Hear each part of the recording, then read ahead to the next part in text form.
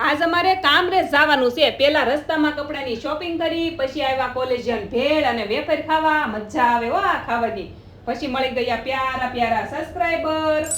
અને હવે અમારે એક થેલો નખાવાનો છે. વસ્તુ હાથમાં રહે નહીં, ગાડીમાં સીનું ઊંઘી જાય એટલે થેલો તો નાખવો પડશે. પછી પહોંચ્યા કામરેજ. અહીંયા અમારે આટો મારવાનો હતો અને આ જો મારા ભાઈએ કાકાનો ફોટો કરાવ્યો. અને અમારા ટેમ્પુબેનને મોઢામાં ફૂંક મારવાની હતી. હાથ ચોખા લઈને હું એની ફઈ થાવ કે નહીં, તો આમ કરવાથી દાંત હળવા આવે. ગઢા માણાની જૂની માન્યતા છે એવું બા કહેતા હતા. પછી અમારે જમીન જવાનું હતું. કાજુ ગાંઠિયાનું શાક બનાવ્યું અને મેં અને મમતાએ ભાખરી કરી. ત્યાં કીનુબેન આવ્યા, મને આપો, મારે ભાખરી શીખવી છે. અમે બધાએ બાર શેરીમાં ખાઈ તો લીધું, પણ ત્યાં મોટું પતલું આવ્યા તો આવ્યા, પણ વરસાદ લઈને આવ્યા પાછા કે વરસાદમાં તમે નાવ, અમને તાંટ લાગે, ઘરમાં ગરી ગયા.